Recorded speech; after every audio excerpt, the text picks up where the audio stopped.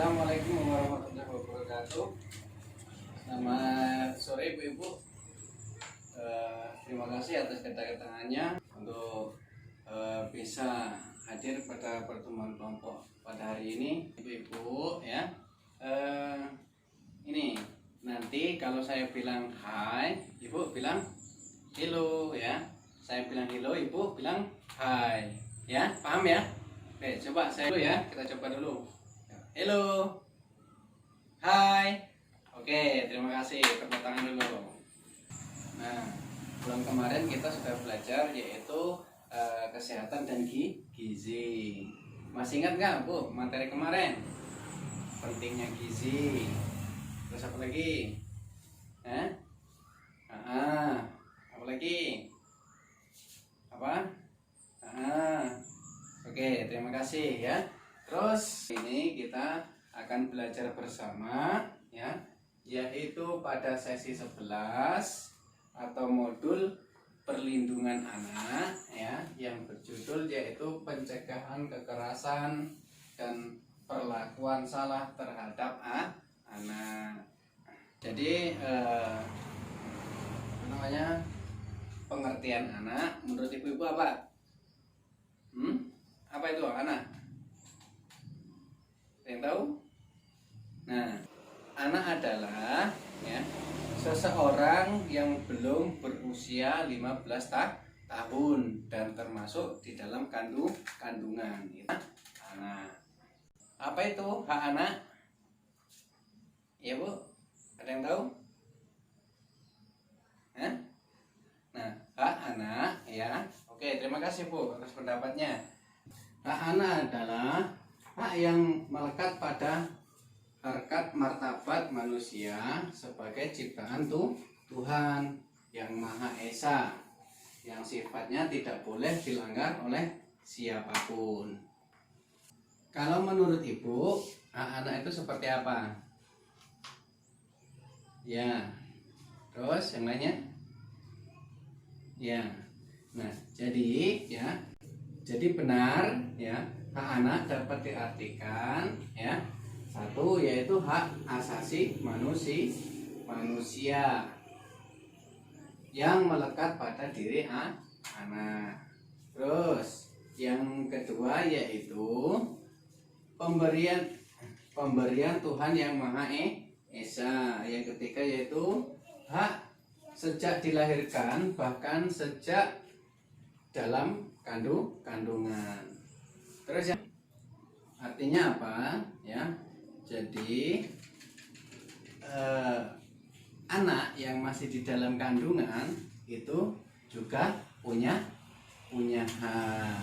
Selanjutnya yaitu kewajiban orang tua memenuhi hak tersebut. Yang selanjutnya yaitu jika tidak dipenuhi ya sama dengan melanggar hak.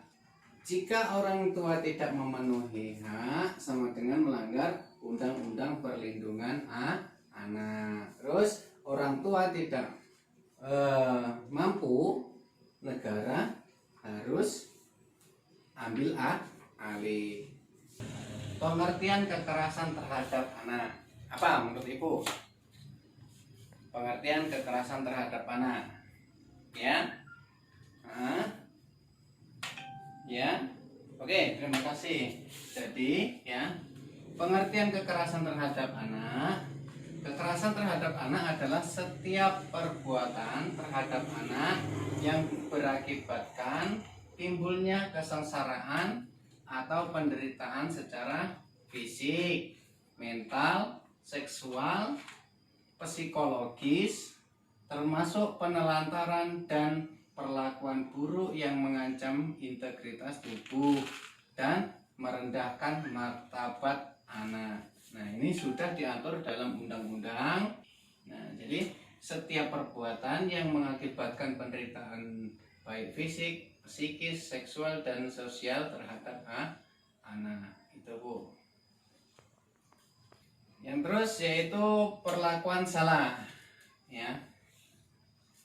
Segala bentuk perlakuan yang tidak sepatutnya dilakukan oleh orang-orang yang diberi tanggung jawab dalam kurung kuasa atas dan mempunyai kewajiban untuk memelihara dan merawat anak yang dapat berpotensi merugikan sementara atau permanen, melukai, menimbulkan kecacatan, bahkan dapat mengancam jiwa anak. Jadi perlakuan yang salah seperti ini Bu ya. Jadi nggak boleh orang tua seenaknya ya, walaupun itu anak kandung ibu ya, tapi ibu tidak boleh seenaknya, karena semua itu sudah ada hukum, peraturan undang-undang dan lain sebagainya yang harus dipatuhi atau dipenuhi kita sebagai orang tua. Selanjutnya yaitu jenis contoh kekerasan perlakuan salah. Nah, ini yang tidak boleh dilakukan. Ini contohnya Bu ya. Yang pertama yaitu fisik. Apa itu fisik Bu? Ya betul ya. Kan yang dilakukan oleh seseorang yang mengakibatkan rasa sakit, jatuh sakit atau luka pada tubuh anak. Nah, contohnya apa Bu? Nah, mencubit ya. Apalagi? Menggebuk. Apalagi? Memukul. Nah, apalagi? Ya, betul, terima kasih. Jadi perlakuan fisik yang tidak boleh dilakukan yaitu itu tadi, perbuatan yang tidak boleh dilakukan adalah yang mengakibatkan anak itu bisa terasa sakit ya, jatuh sakit hingga luka pada tubuh anak. Psikis adalah perbuatan yang mengakibatkan rasa tidak nyaman, bahkan menimbulkan trauma yang berkepanjangan terhadap anak. Kesengsaraan ini sering terjadi berulang-ulang tanpa disadari dan atau disadari oleh pelaku. Nah, psikis ibu itu bisa dikatakan membentak-bentak anak. Nah, itu bisa mengakibatkan apa? Gangguan psikis. Terus yang selanjutnya, seksual. Perbuatan ini mengakibatkan rasa tidak nyaman, bahkan menimbulkan trauma yang berkepanjangan terhadap anak. Kekerasan ini sering terjadi berulang-ulang tanpa disadari dan atau disadari oleh pelaku.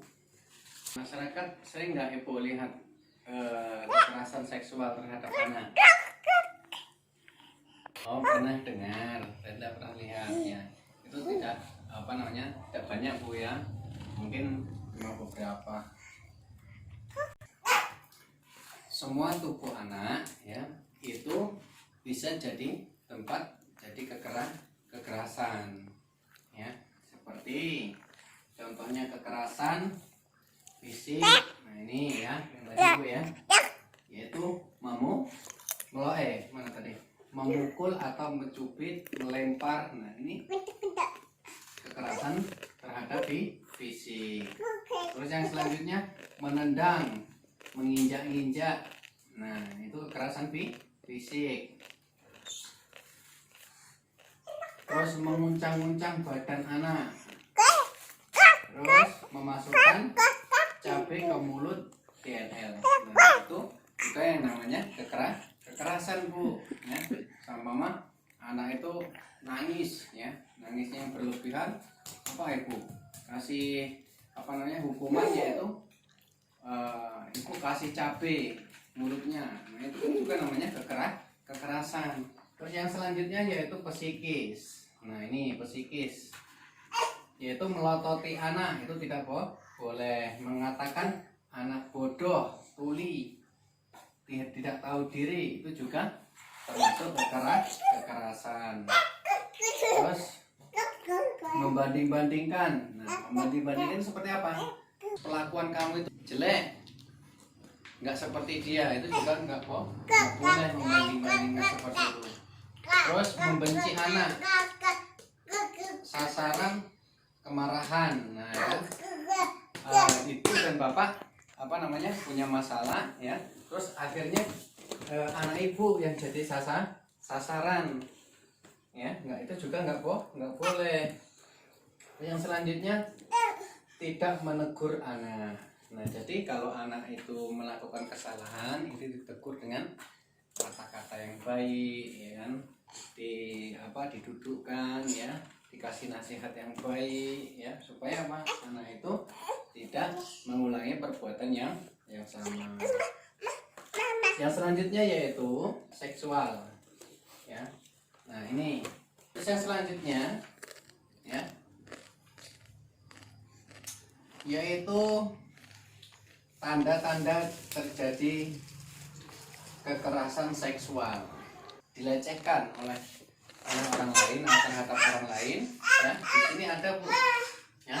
Yang pertama yaitu, nah, kita lihat dari apanya, ya, dilihat dari gerak-gerak yang tidak wajar terhadap anak itu. Yang pertama, kedua bahu terangkat hingga menutupi leher. Nah, ini seperti ini. Terus ini digerakkan secara refleks seseorang untuk melindungi tubuhnya, kepalanya terunduk ke dalam, kedua tangannya dan kedua kakinya menyimpul erat, ya, dibalikkan seperti ini, ya. Terus tubuhnya menekuk, agak membungkuk dia, ya. Matanya berkedip-kedip, wajah pucat atau pasi dan lain sebagainya. Oke, dari sini paham dulu, ya? Paham, ya? Paham belum?